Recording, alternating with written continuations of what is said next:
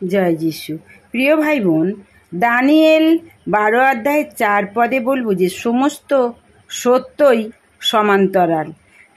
মানুষ দৈত্য জগতের অধিবাসী। এই শাস্ত্রবাক্য আমাদের কাছে ভবিষ্যৎবাণী করছে যে খ্রিস্টের আগমনের পূর্বে শেষ দিনগুলিতে মানুষের সামর্থ্য, তার স্বাভাবিক মানসিক দক্ষতা প্রচণ্ডভাবে বৃদ্ধি পাবে। আজকের দিনে বড় আকারে তাই ঘটছে। প্রাকৃতিক জগৎকে মানুষ আজ কবজা করতে চাইছে।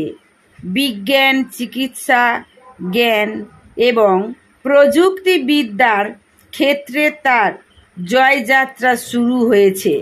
সত্যি কথা বলতে কি, 1930 থেকে 1980 খ্রিস্টাব্দের মধ্যে যে আবিষ্কার এবং জয়যাত্রাকে আমরা প্রত্যক্ষ করেছি, সৃষ্টি লগ্ন থেকে 1930 খ্রিস্টাব্দে পর্যন্ত মানুষের আবিষ্কার এবং জয়ের ইতিহাসকে তা বহু গুণে অতিক্রম করে গেছে।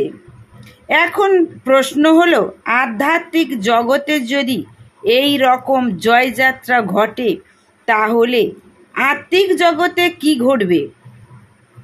জগতে ক্রমোন্নয়ন, জ্ঞান এবং দক্ষতার স্তর যখন বৃদ্ধি পাচ্ছে, ঈশ্বর কি তখন তার দেহকে, তার মণ্ডলীকে উন্নয়নের নিম্নতর স্তরে থাকতে দেবেন?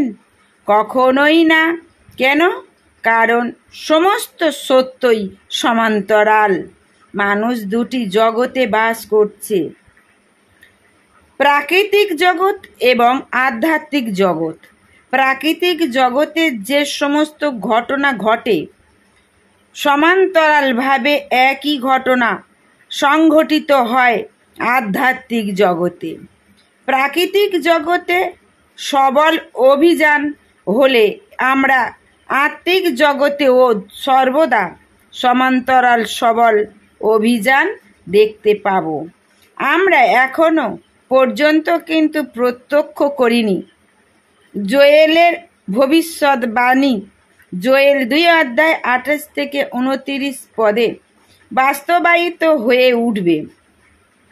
ঈশ্বর সমস্ত মানুষের উপর তার আত্মাকে সেচন করবেন।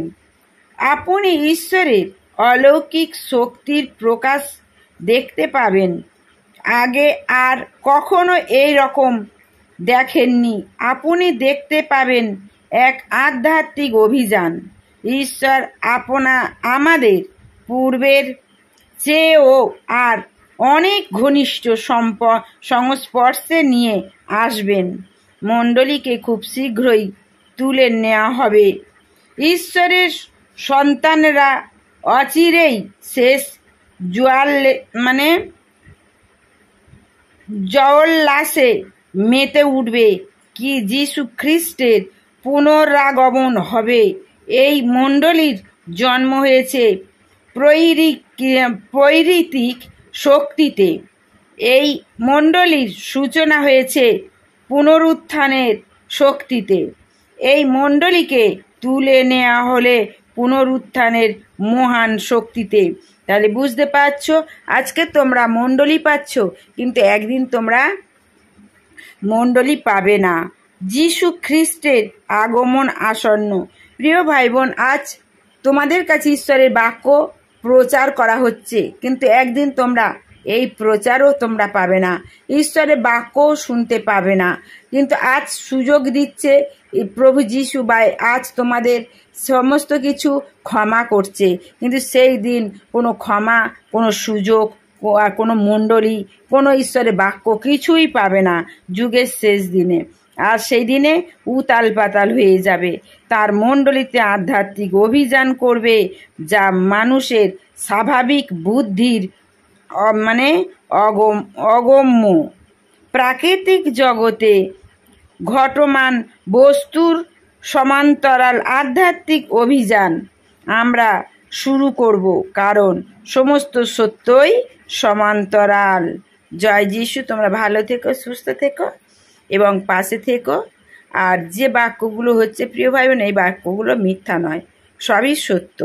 প্রিয় ভাই বোন, বিশ্বাস করো, সবই সত্য। তোমরা সাবস্ক্রাইব, কমেন্ট এবং শেয়ার করে পাশে থেকো। আমি যে বাক্য বলছি প্রিয় ভাই বোন, তোমরা শেয়ার করো।